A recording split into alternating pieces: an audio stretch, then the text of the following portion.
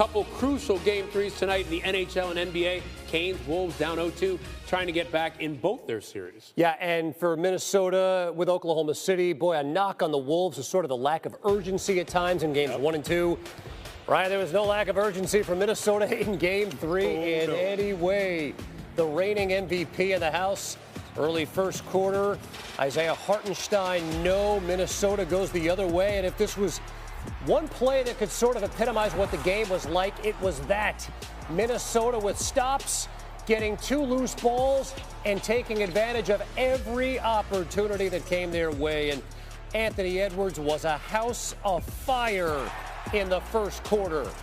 Locked in from the jump, he hits the 3. Next Thunder possession, guess who? Guess what? Minnesota led by 9. Closing seconds of the first. Ant-Man, again, he went for 16 in the first 12 minutes. OKC had 14 as a team. Minnesota led by 20 after 1. They got it from the stars. They got it from the guys who haven't seen much burn here in the post. Never let their foot off the gas all game. Edwards 12 of 17 from the field in a complete blowout. Ant-Man and the Wolves have made this a series again. He spoke with Lisa Salters. I was super happy. I wouldn't say proud. I was super happy about the physicality that we brought and the energy that we brought. Because being down 2-0, man, it's all about bringing energy, and we brought high energy.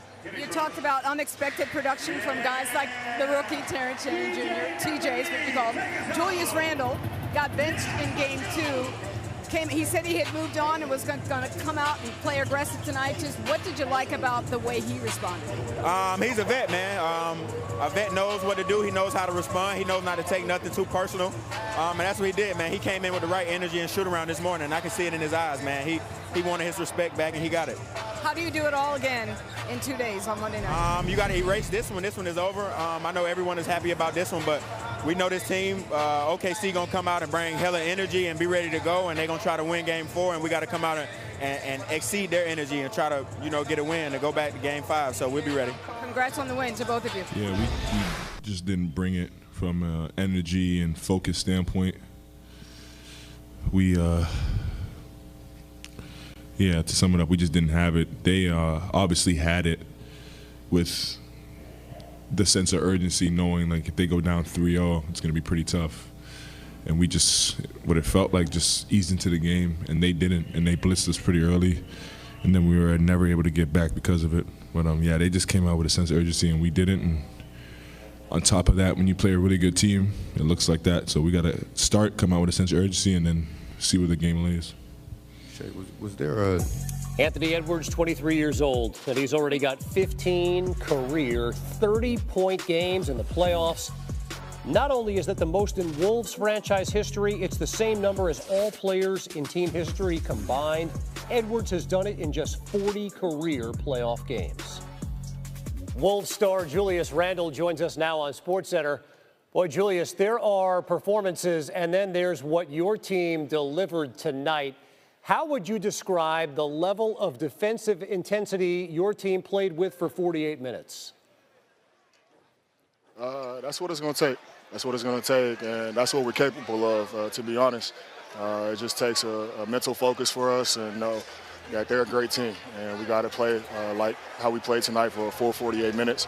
We've done it through stretches, done it in stretches throughout the first 2 games, but we had to put a full 48 minutes together, and that's what we did. All right, so how repeatable is this? I mean, how do you repeat a performance like this? I think defense, you can repeat that every night. That's who we are. That's how we've played all year. That's our identity as a team. So I feel like we can repeat that defensively, and then offensively it's just about making the right play and sharing the ball. Which you did a lot of tonight. You particularly, you go for 19 through 3 quarters, Julius, and then the bank shot to start the 4th quarter and the 3-pointer for you. Given how things went in Game 2, what was that sequence and that standing ovation like? It was great. It was great. It's amazing to be back in front of our home crowd, to have that energy in the building. So we knew we had to come out right and play with energy, and they definitely gave us some juice tonight. So for us, it's always about the bounce back, how we shake back, and we definitely did that tonight. Yeah, and then Julius Ant goes for 16 in the first quarter. He outscores OKC all by himself. He goes for 30 on a night where obviously he didn't play big minutes. When did you get the sense that it was going to be one of those kind of nights for him? Ant's always locked in. It can always be that kind of night for him. He's special. There's nothing that anybody can do to slow him down or stop him. We just got to continue to help him and, play the game smartly and just make it easy for us. So it's that kind of night for Ant every night. He's that special. And I got to ask you this. You get 66 points from the bench, and it's Naz Reid, but it's also Nickeil Alexander-Walker, and it's, my goodness, Terrence Shannon. How were they able to have such an impact?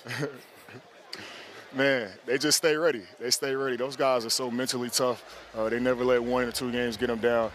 They keep working. Michael, the Wolves took control of this game from jump. What was the biggest change you saw from Minnesota tonight compared to games 1 and 2? A lot of people talk about Chris Finch. You have to make adjustments. What can you do differently? As a guy that's coached in this league, to me, it's not about what you do. It's more important in how you do it. And you could see from Jump Street, as you mentioned, Ryan, Minnesota was aggressive, they were physical, they were desperate, and they were urgent. Their defense on Shea tonight was outstanding. Anthony Edwards came out very aggressive on both ends. And the bottom line is, we talked about it, in game 1 and 2, Minnesota turned the ball over. Tonight, they didn't do that. Their bench was phenomenal. Naz Reid made his first threes of the series. Terrence Shannon Jr. came into the game in the second quarter, had a huge impact, and they didn't put Shea on the foul line. So great job on Shea Gilgeous-Alexander with their defense, value in the basketball, Anthony Edwards being a superstar, and just an all-around great night. Now the challenge is, can you do it again in Game 4 to try to tie it up? That's a great point. So how do they do it again in Game 4 and beyond? Because OKC has kind of owned this series up until this point, but Minnesota, maybe they found a cheat code. Well, the cheat code is not beating themselves. You go back to the regular season, they beat OKC twice. They beat them tonight, and one of the key stats in those 3 wins is that they didn't beat themselves. They are the #1 defense, OKC. They turn you over. They lead the league in steals, so you know you can't fuel the break, and that's what happened in game 1 and 2. Tonight, that wasn't the case. They forced OKC to play in the half court. They were more aggressive against Shea. They were more disciplined against Shea, and once again, their bench, which has been really good for them all year long, Naz Reid, Dante DiVincenzo, Nickeil Alexander-Walker, and you have to give Chris Finch a lot of credit. He implemented a new player in his rotation, throwing out Terrence Shannon Jr., and it paid off dividends tonight. So they're not satisfied. They came back, protected their home court, and we know that OKC is going to be ready for all that come Game 4. Okay, so let's talk about OKC getting ready for Game 4, and in particular their star. You talked about it. Held to just 14 points, only got to the line 4 times. You've said how good SGA is at getting to the line. So for him, for Game 4 and beyond, how does he handle the aggression that he saw tonight from Minnesota? Well, now that you've seen it, now you have a feel for it. You watch the film. Mark Dagnall is a great coach in his own right. He'll get his team prepared. They'll talk about all their shortcomings, but he missed some open looks tonight. But I felt overall the Minnesota defense was a lot more aggressive tonight. Rudy Gobert had 2 steals in the first half, had a block in the paint. I thought he gave them some really valuable minutes. But, hey, Shea's an MVP for a reason. Coming off of a 38-point game, we know he's going to find his rhythm, but it's not just about Shea. In Game 2, he had help from Jalen Williams, Chet Holmgren. He's going to need other guys to step up to make his job easier. Well, I'll tell you what, this is now a series. We will see how OKC responds in Game 4.